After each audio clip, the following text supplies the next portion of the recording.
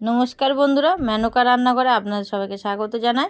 তো বন্ধুরা, আমি আবার একটা রেসিপি নিয়ে চলে এসেছি, বেসনের চিলা। তো কিভাবে বানাচ্ছি, একদম কম তেলে কিভাবে বানাচ্ছি আপনাদের সঙ্গে শেয়ার করছি। চলুন বন্ধুরা, আমি রেসিপিটা বানিয়ে দেখাই।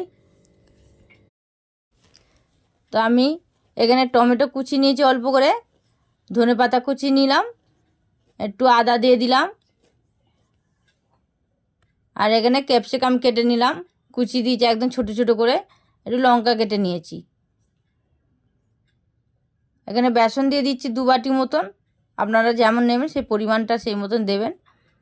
তো একদম তেল কম করে আমি এটা করব।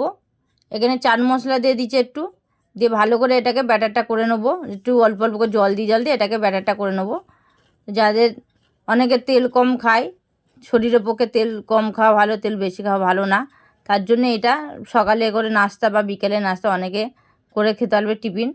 তো এইভাবে করে খেলে খুবই ভালো হবে, খেতে টেস্টও হয়েছে খুব ভালো, দারুণ হয়েছে। তো এইভাবে নুন দিয়েও দিলাম এর মধ্যে, দিয়ে এবার ভালো করে আর একটু ব্যাটারটা করে নিলাম। তো এবার বানিয়ে দেখবেন, আশা করছি আপনাদের খুবই ভালো লাগবে এটা রেসিপিটা। তো দেখুন এইভাবে ব্যাটারটা করে নিয়েছি। এবার একটা ফ্রাই প্যানের মধ্যে সামান্য একটু তেল বুলি নিয়েছি, নিয়ে ওর মধ্যে ব্যাটারটা দিয়ে দিলাম। দিয়ে ঠিক এইভাবে হাতা দিয়ে বা দিয়ে আপনারা এটাকে করে দেবেন, চারিদিকে করে দেবেন। দিয়ে একটু ঢাকা দিয়ে কম আঁচে একদম ঢাকা দিয়ে এটাকে করে নিতে হবে, সেঁকে নিতে হবে। এটা ঢাকা দিয়ে করে নেবে। এটা চারিদিকে করে দিলাম, দিয়ে একদম ঢাকা দিয়ে করে নেবে, কম আঁচে একদম ঢাকা দেবো।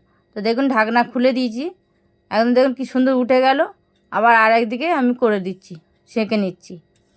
এটা খেতে খুব ভালো হয়েছে, দারুণ হয়েছে। আপনারা অবশ্যই বাড়িতে বানিয়ে দেবেন বন্ধুরা, কম তেলে একদম রেসিপিটা। যারা তেল একদম কম খায় তাদের পক্ষে এটা খুব ভালো হবে। তো দেখুন টিফিনটা হয়ে গেছে। তো কেমন হলো রেসিপিটা একবার কমেন্টে অবশ্যই জানিয়ে দেবেন বন্ধুরা। দেখুন দুদিকে কী সুন্দর হয়েছে, দেখতেও খুব সুন্দর হয়েছে। তো কেমন হয়েছে রেসিপিটা একবার কমেন্টে জানিয়ে দেবেন, আর একটা লাইক কমেন্ট আর একটা সাবস্ক্রাইব করে দেবেন বন্ধুরা, যাতে আর নতুন রেসিপি আবার